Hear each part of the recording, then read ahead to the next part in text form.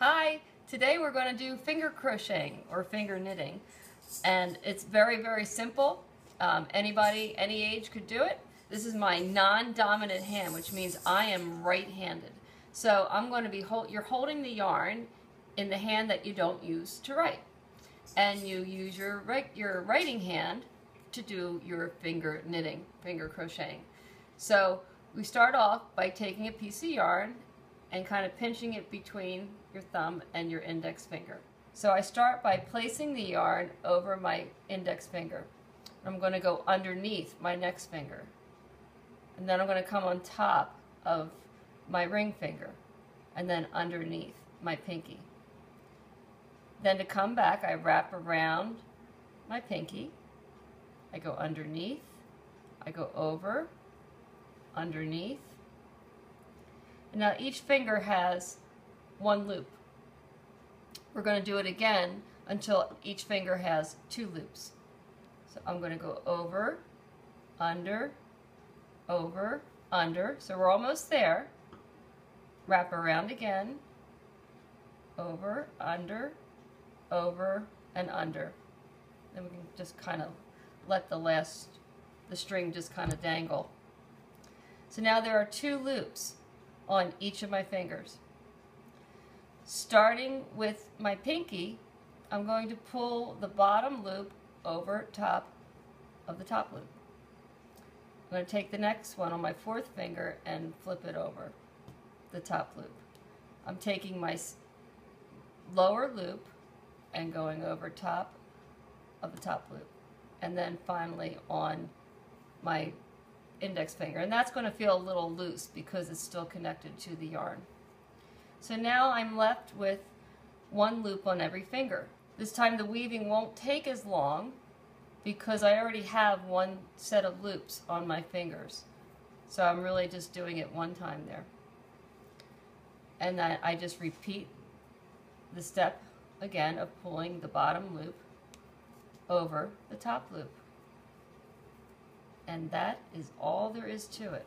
I'm trying to go faster. I'm pulling the bottom loop over the top loop. And if your loops kind of ride up on your fingers like they're doing on mine, just kind of slide them down. Continue to do this for as long as you want your finger knitting to be. So it starts to look like this. So for the purpose of this video, we're going to end it there. But now I want to show you how to cast off or get these loops off of your fingers and knotted so that they don't unravel. You take the loop from your pointer finger, your index finger, take it off and put it right on to the next finger.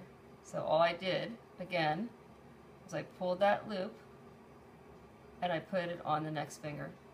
So now, once again, kind of tighten it up there a little bit. I have two loops on one finger. I'm going to do the same maneuver of pulling the bottom loop up over the top loop. So now I have three loops. Now I'm going to take this loop on my second finger, and I'm going to put it on the next finger, my third finger. So I have two loops on that finger. I take the bottom loop, pull it over top, and now I'm down to two loops. So I'll take this loop off of my ring finger and put it onto my pinky. And now I just have, find my right yarn there. I have two loops on my pinky. I pull it over. And now I'm down to one last remaining loop. So I'm going to get my scissors and I'm just going to cut that piece of yarn.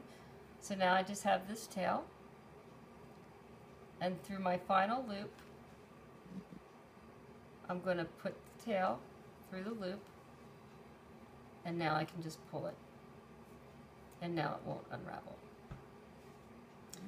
And I know this doesn't look like much because it's just a very small sample. But let me show you some of the things that we can make with this. This is just a little wreath. I used a thicker yarn.